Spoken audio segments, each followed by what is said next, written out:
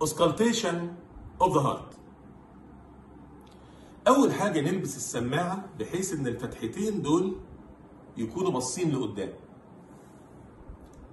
وبعدين امسك الشيست بيس واحطها على الاوسكالتاتوري ارياز اللي هم الايبكس، ترايكاسبيد، بالمونري، فيرست اورتيك، سكند اورتيك.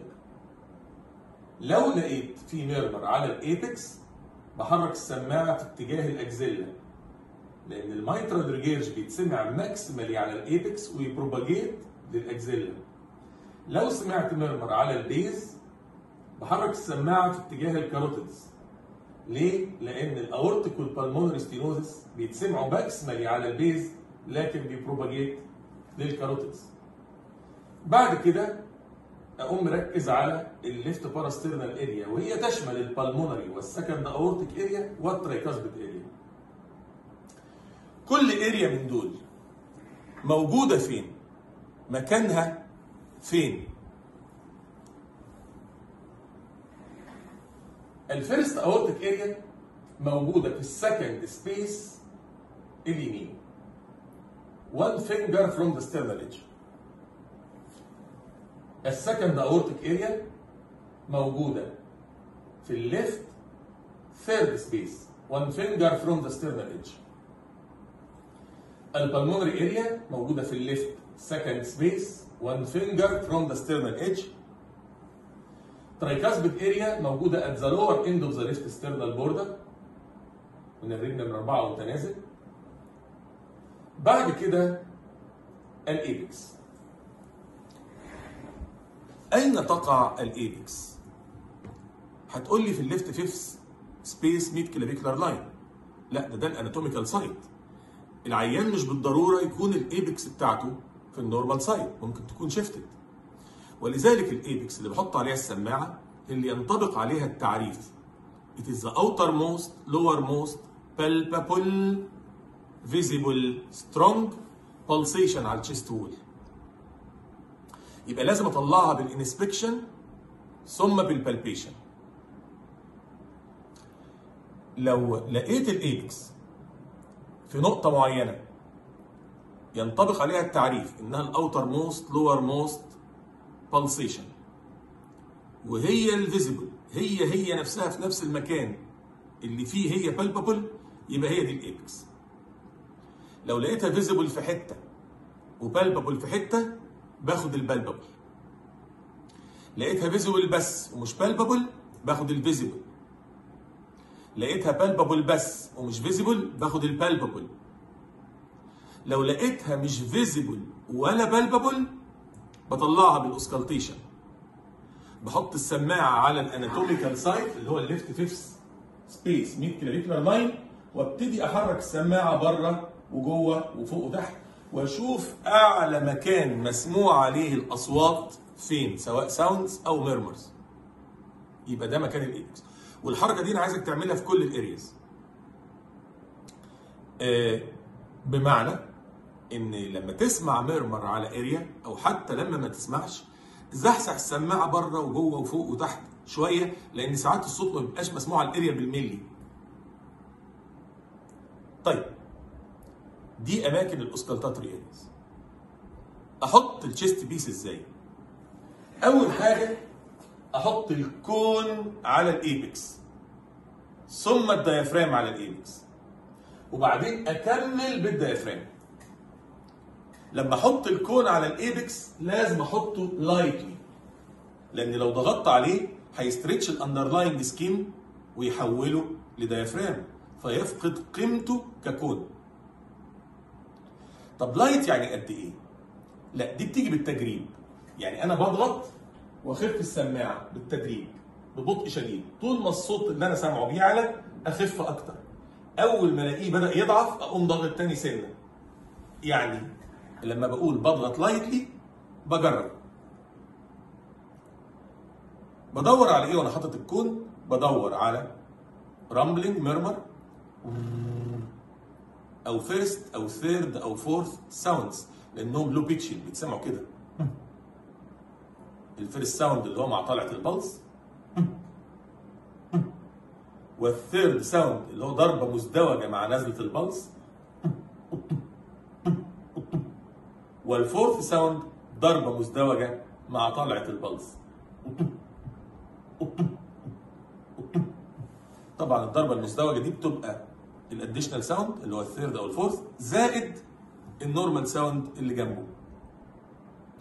دي الحاجات اللي بدور عليها بالكود، سواء لقيتها او ما لقيتهاش بقوم قالب السماعه تاني بالديافرام وضاغط بقى عليها وسامع المايترال اريا اللي هي الايبكس، ثم الترايكاسبيد، ثم البلمونري، ثم الفيرست اورتيك، ثم السكند اورتيك، وراجع تاني على الليفت ستيرنال بوردر. لو لقيت ميرمر على الايبكس بحرك السماعه في اتجاه الاكزيلا، لو لقيت ميرمر على البيز بحرك السماعه في اتجاه الكاروتيدز.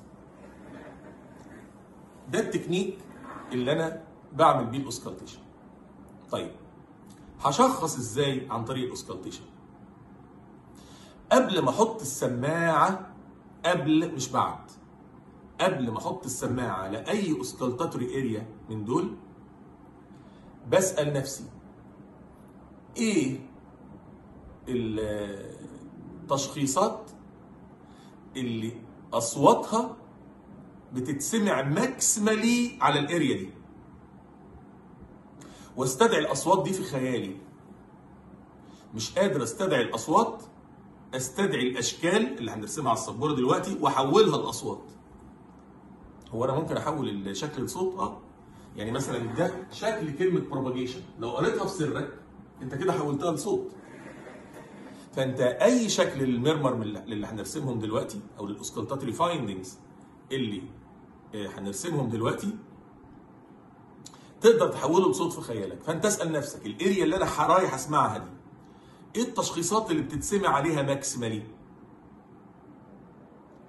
وبعدين استدعي اصوات التشخيصات دي في خيالي. اولا ما عرفتش استدعي الاصوات، استدعي الاشكال واحولها لاصوات، وبعدين احط السماعه، وبعدين اسال نفسي اللي انا سامعه ده مين في الثلاث اختيارات او اربع اختيارات او الاختيارين اللي انا متوقعهم.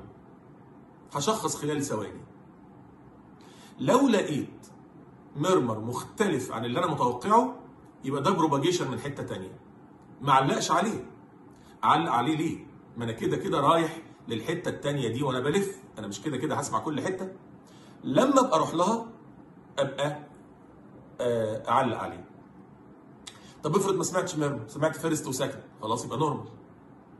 افرض سمعت فيرست وسكند بس ضعاف جدا او يكادوا يكونوا مش مسموعين، خلاص يبقى مافلد فيرست وسكند بسبب ان العيان اوبيز مثلا فمش سامع حاجه.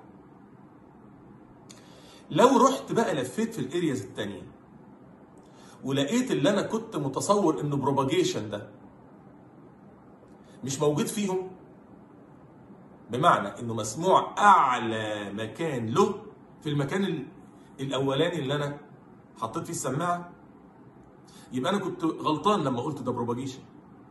يبقى لازم يطلع من ضمن الاختيارات، بس هو مش زي الاختيارات بالظبط. مش مهم بقى، استقرب واشخص، على الاقل يبقى عندي القدره ان انا اقاوح الممتحن او ان انا ادافع عن وجهه نظري. يا دكتور انا سامعه اعلى حاجه هنا، يبقى هو اكيد واحده من الحاجات اللي بتتسمع هنا. كونه مش تيبيكال زي المتوقع بس نستقرب، لكن مش هيبقى بروباجيشن من حته ثانيه الا اذا كان ده له تفسير استثنائي. طب ده معناه ايه؟ ده معناه ان انا لازم اعرف كل اريا ايه التشخيصات اللي بتتسمع عليها ماكسيمالي، وكل تشخيص صوته عامل ازاي وشكله عامل ازاي، واحفظهم صم اعيد وازيد واعيد وازيد لحد يبقى بيلت ان جزء من مخي. ساعتها لما هتروح تسمع على الحالات هتقدر ان انت تشخص، ولو ما قدرتش من اول مره هتقدر من تاني مره، من تالت مره، لان الموضوع بياخد وقت على ما الاصوات تبقى انسرتد جوه مخك بشكل irreversible. فالعملي كده تدريب، مش طبقه واحده، فما تتخضش لو لقيت نفسك اول مره بتغلط، ده عادي جدا. فالخطوه الاولى ان احنا نحفظ اصوات التشخيصات، وده كله بيزد على المحاضره اللي فاتت اللي هي فيها الرولز العامه او الالفابيتيك بتاع الاوسكالتيشن. فاول اريا عندي الايبكس.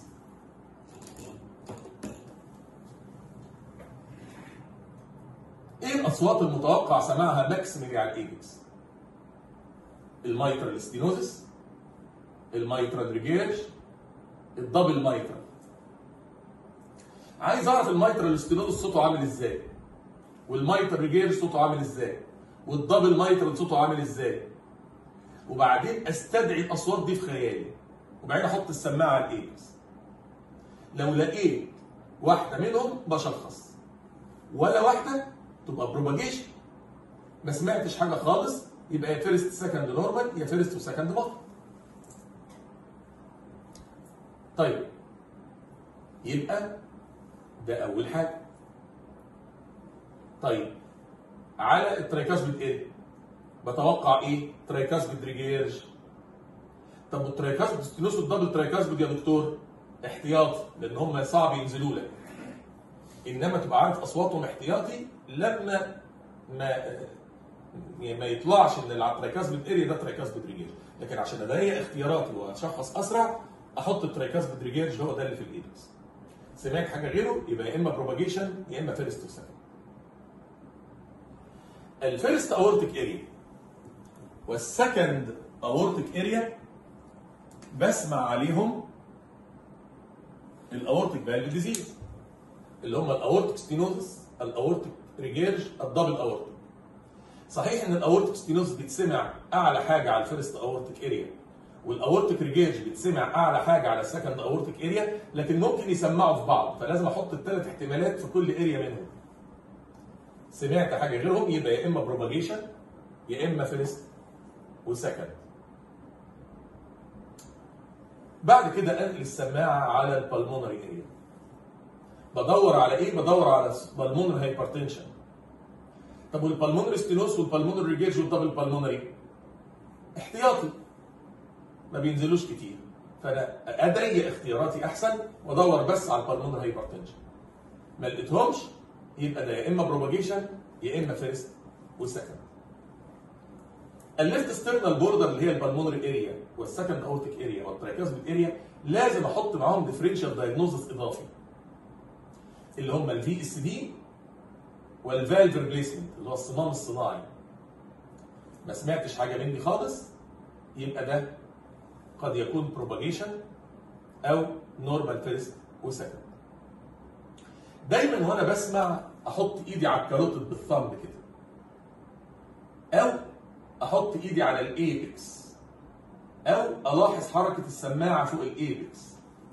ليه؟ عشان اعمل تايمنج للمرمر واعرف هو سيستوليك ولا دايستوليك، ولو سيستوليك بان سيستوليك ولا ايجكشن سيستوليك، ولو دايستوليك ايرلي دايستوليك ولا ميد دايستوليك وذ بري سيستوليك اكسنتويشن، ولا سيستوليك اند دايستوليك. ولذلك انا راسم لك البالس ويف دايما اهي فوق كل حاجه. تعالوا بقى نعرف كل تشخيص صوته عامل ازاي. تعالوا نشوف كل تشخيص صوته عامل ازاي. اول حاجه عندنا تتسمع الايبكس اللي هي الميترال ستينوز.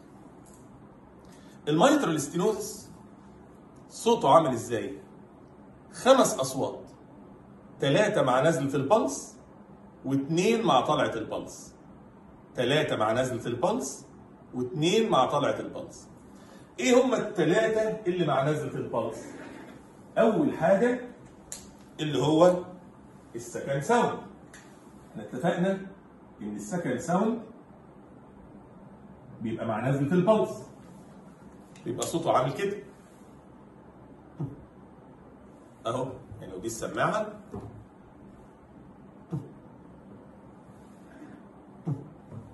طب ليه رسمه ضعيف؟ وليه صوته ضعيف؟ لان ده مش مكانه.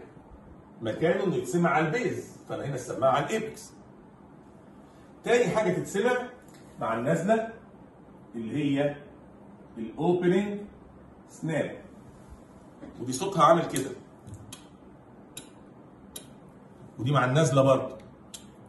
يبقى السكند والاوبننج سناب على بعض. تالت حاجه تتسمع مع النزله اللي هي الميد دايستوليك رامبلينج ميرمر.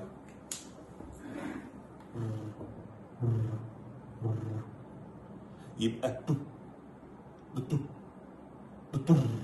ثلاثة على بعض. سكند سكند اوبننج سناب، سكند اوبننج سناب، وميد دايستوليك ميرمر. طب ايه الصوتين اللي مع الطلعه؟ البري سيستوليك اكسنتويشن، ان الرامبل يعلى في البري سيستول، احنا قلنا البري سيستول مع الطلعه. والفيرست ساوند العالي، لان احنا قلنا ان الميترال ستينوزس بيعلي الفيرست ساوند. البري سيستوليك اكسنتويشن والفيرست العالي يتسمعوا كده رب رب. يا دكتور فين الفيرست؟ ما هو القطمه اللي في الاخر دي. طب ليه مش سامعينه؟ لان هما لازقين في بعض. طب لو ما فيش فيرست يا دكتور هسمع ايه؟ لكن انا سامع ايه؟ يبقى مع النازله مع الطلعه يبقى المنظر على بعضه.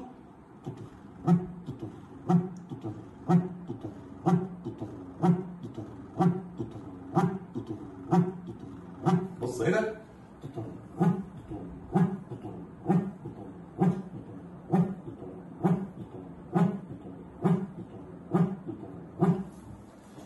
عايز اقول لكم ان الميرمر بتاع الميترال ستينوزس ده زائد او ناقص. يعني ساعات ما يتسمعش الميرمر، يتسمى سايلنت ميترال ستينوزس. سايلنت ميترال ستينوزس، فيتسمع كده سكند اوبننج سناب، فيرست عالي. وهذا السايلنت ميترال ستينوزس ممكن يحصل لو معايا كمان ميترال ريجيرش، وده يتسمى دبل ميترال ستينوس وريجيرش، او لو عندي اترال فايبريليشن، ساعتها هيبقى كده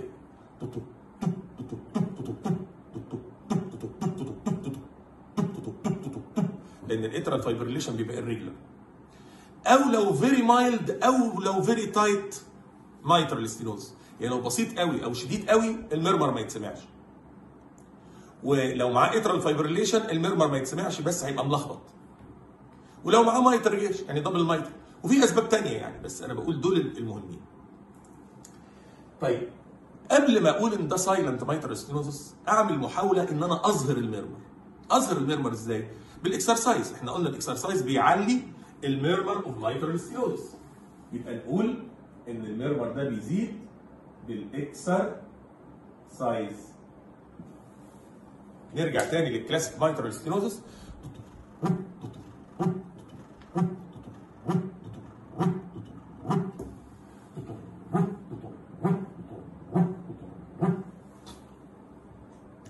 هاجي على المايترال ريجيرش. المايترال ريجيرش اسهل بكتير.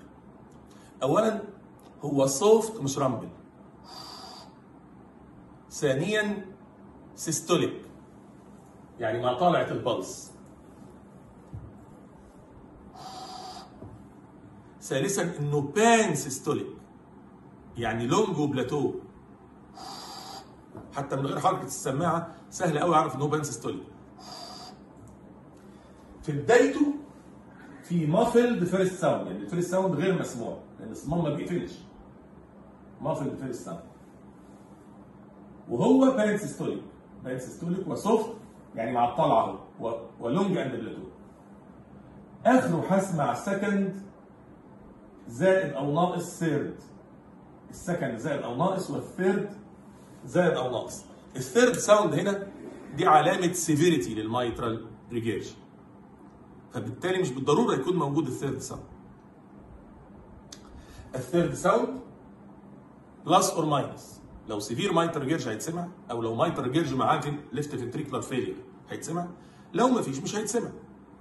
السكند ساوند كمان ممكن يتسمع وممكن لا. ليه؟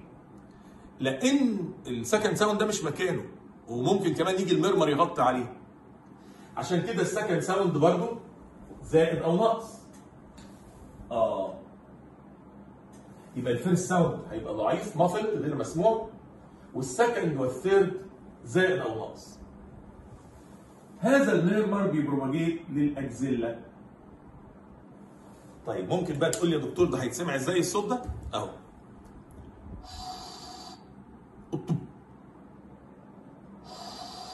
بانسيستوليك ميرمر، واوله مفيش فيرست ساوند، لكن اخره مع النزله سكند وثيرد.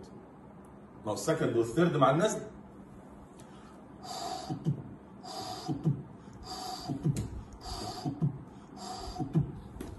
طيب انا قلت السكند ساوند بلس اور ماينس، والثيرد ساوند بلس اور ماينس، فلو الاثنين بلس هسمع الصوتين مع النزله.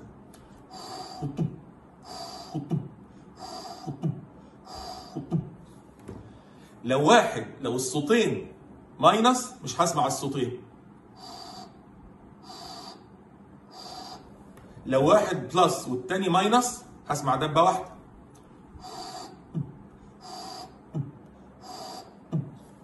طب اعرف منين اذا كانت الدبه دي سكند ولا ثيرد؟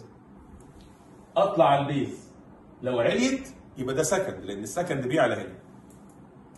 لو ما عليتش يبقى ده ثيرد لان الثيرد ما بيتسمعش على البيز، بيتسمع على الايبكس بس او الترايكاسبيد بس. يبقى المايتر جيرج سوفت بانسيستوليك ميرمر مع الطلعه، اوله مفيش فيرست واخره مع النزله في يا دبتين سكند وثيرد، يا مفيش دبتين لا سكند ولا ثيرد، يا دبه واحده يا سكند يا ثيرد.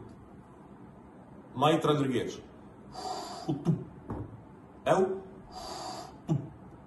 او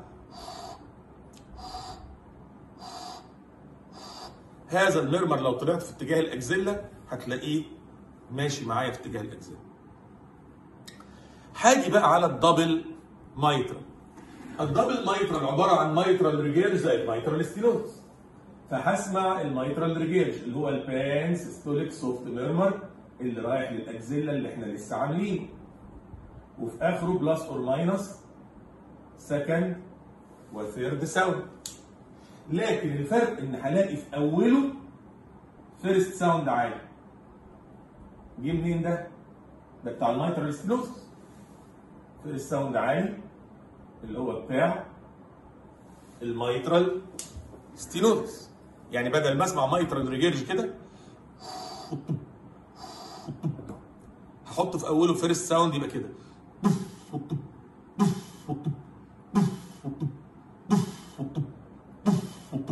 شيل الفيرست، حط الفيرست،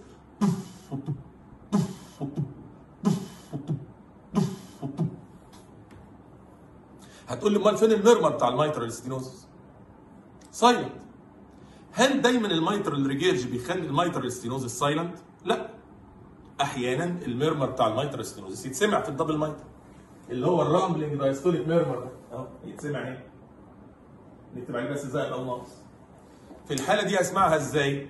هي بس مع النازله هزود رامبل، يعني بدل ما اسمع هسمع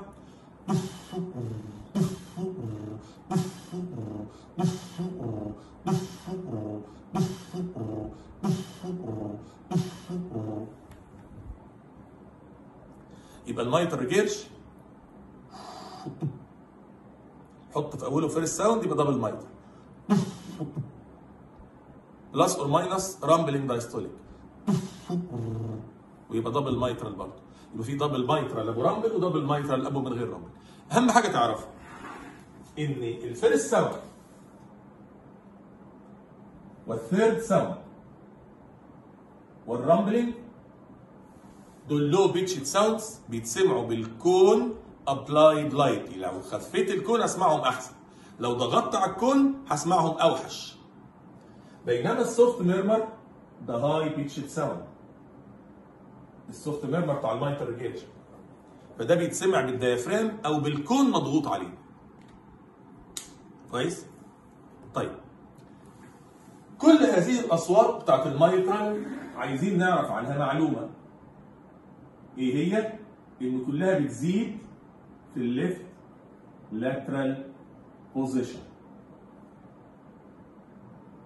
بتزيد في الليفت لاترال بوزيشن، يعني لما ينام على جنبه الشمال تعلى، لما ينام على جنبه الشمال تعلى.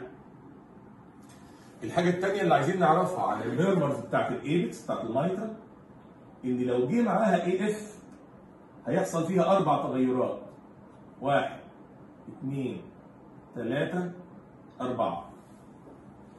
ان لو عندي مايترال ستينوزس، سواء بيور مايترال ستينوزس او جزء من الدبل مايترال، البريسيستوليك اكسنتويشن ده هيختفي، لان البريسيستوليك اكسنتويشن ده بيحصل نتيجه الاترال كونتراكشن، وفي الاي اف ما عنديش اترال كونتراكشن، يبقى البري سيستوليك اكسنتويشن هتختفي.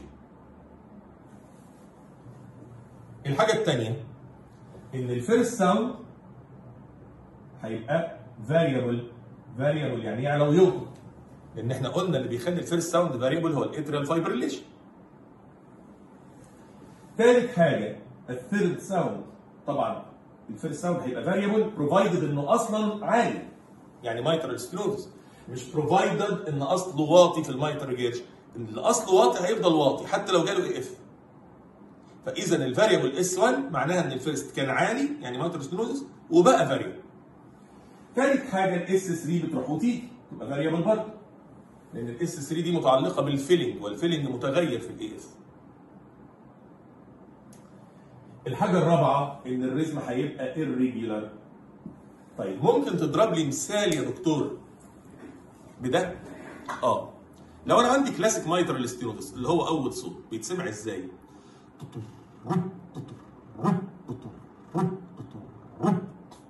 شيل البريسيستوليك اكسنتويشن كده،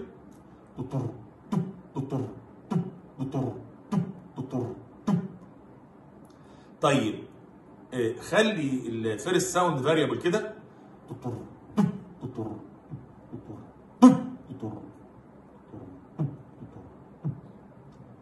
طب خليه الريجولار كده،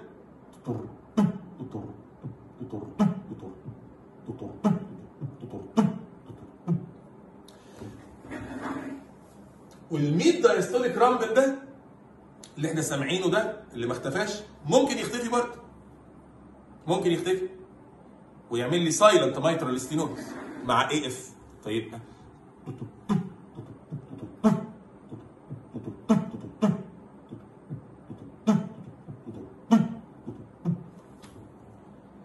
مرة تانية كلاسيكال مايترال ستينوزس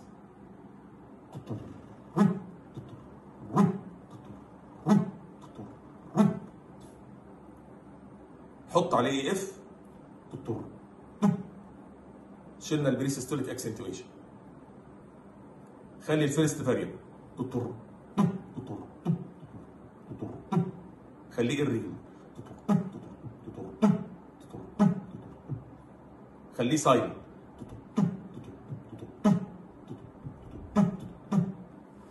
سايلنت مايترال ستينوزس ويز اترال فايبريليشن. المايترال ريجيرج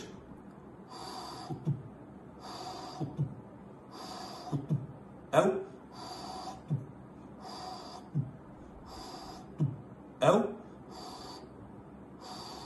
ويروح للاكزيلا. دبل مايترال زيه بس هلزق في اوله فيرست، هتبقى وساعتها احط معاها دايستوليك رامبل.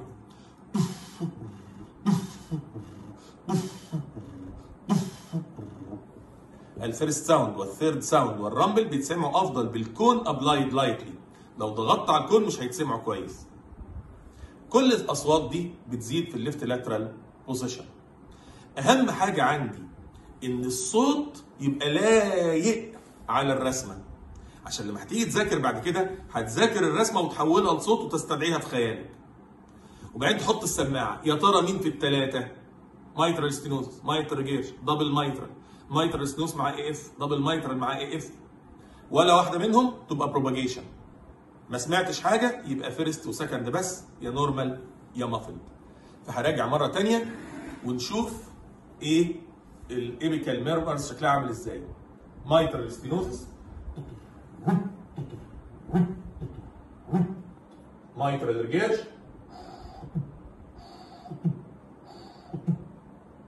طب المايترال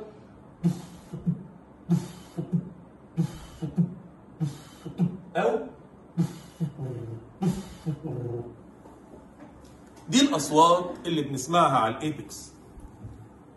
طب ايه الاصوات اللي بنسمعها على الاذر اوسكالتاتوري ارياز؟ ده اللي هنعرفه في الحلقه القادمه، ونلتقي في الحلقه القادمه، وشكرا.